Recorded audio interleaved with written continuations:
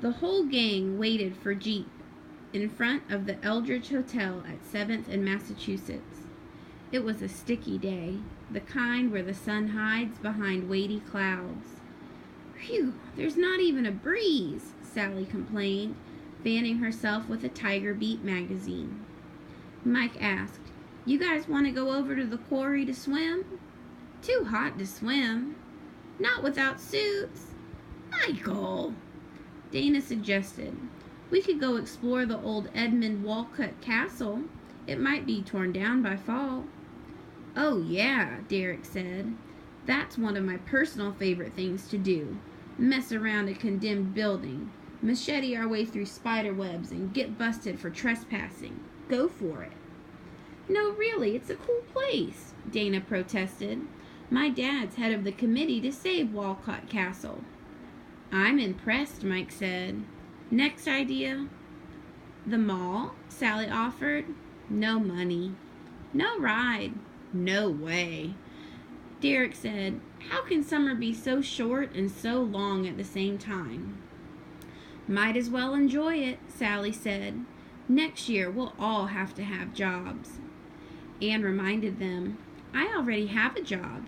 I cook for all my brothers and sisters, and that doesn't mean putting hot dogs in a microwave. Lots of chopping." "Do you get paid?" "Of course I get paid. I get free room and board." "We all do." "But you have parents," Anne said. Finally, Jeep's dad let him out of the front of the hotel with his two little brothers who were about 6 and 8. "I had to babysit," he grumbled. "We're not babies." "They can't even zip their own pants," Jeep said, at which point, of course, all the guys checked their flies. "Why is it that girls never forget to zip up and guys always do?" Dana asked. "That's a sexist remark." "Derek takes offense," Dana clucked.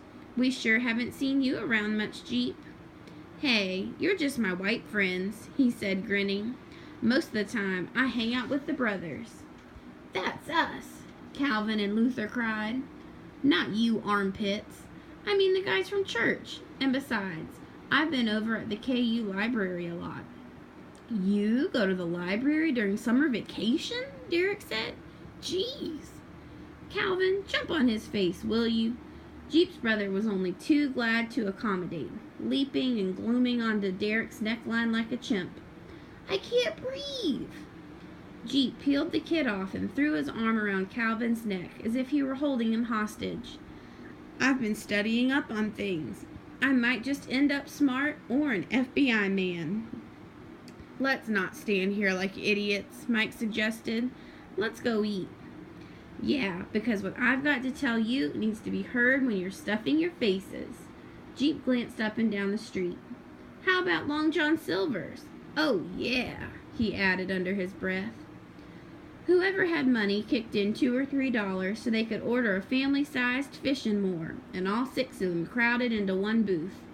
Naturally, Calvin and Luther were banished to another table, where the first thing they did was loosen the lids on all the salt and pepper and sugar shakers and the malt vinegar bottle.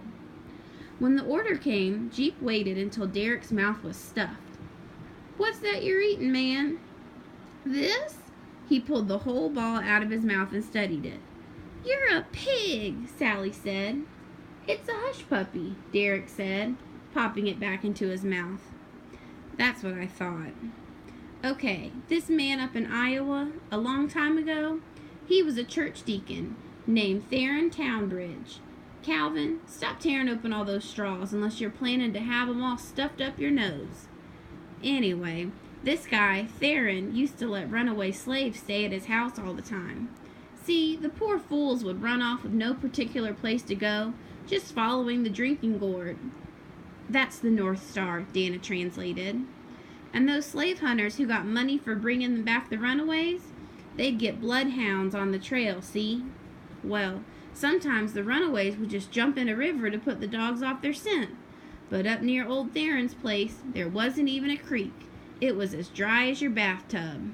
"Derek, get to the point." Derek was growing impatient, and besides, he reminded them that the $1.50 movie would be starting in about 20 minutes. Okay.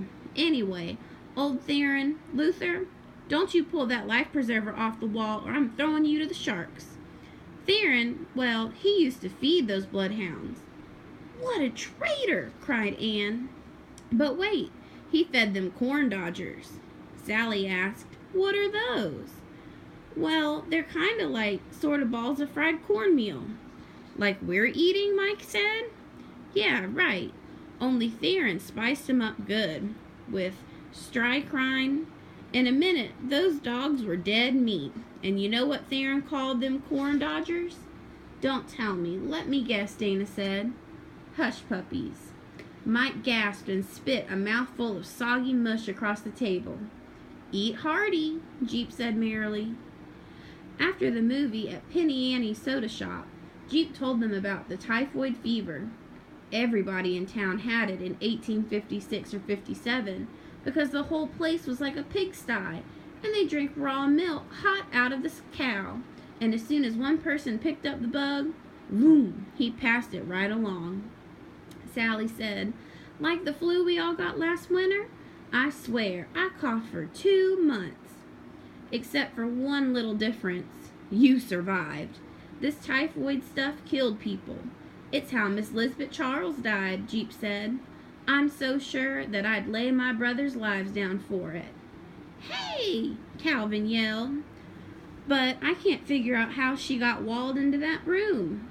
Mike jumped in with, we can develop a bunch of grotesque theories, though, starting with savage Indians. You've seen too many movies, Dana said. Indians are never once mentioned in the journal. And anyway, the Delawares around here were friendly and peaceful.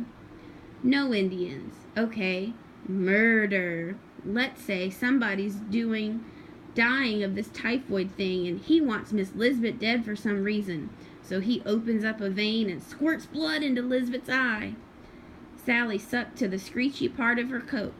You know how boring you guys are? That's all you ever talk about anymore. Slaves and dead bodies. And now dead dogs. I mean, really. Squirting blood into the poor woman's eye? Sally's right, Mike said. Let's declare a truce. No more talking about the skeletal remains of any unknown parties, as found in Dana's house, until school starts. 2 months? Ana protested. Okay, until the 4th of July, Mike conceded. That would give Dana a few more weeks, enough time to solve the mystery. And besides, she'd promised to give up the diary at the beginning of July. Suddenly, she noticed that everyone was waiting for her to say something. Mike said, we've all agreed except you. You're the keeper of the bones. July 4th, Dana agreed, nodding, and they all crisscrossed their straws on the table. A pact.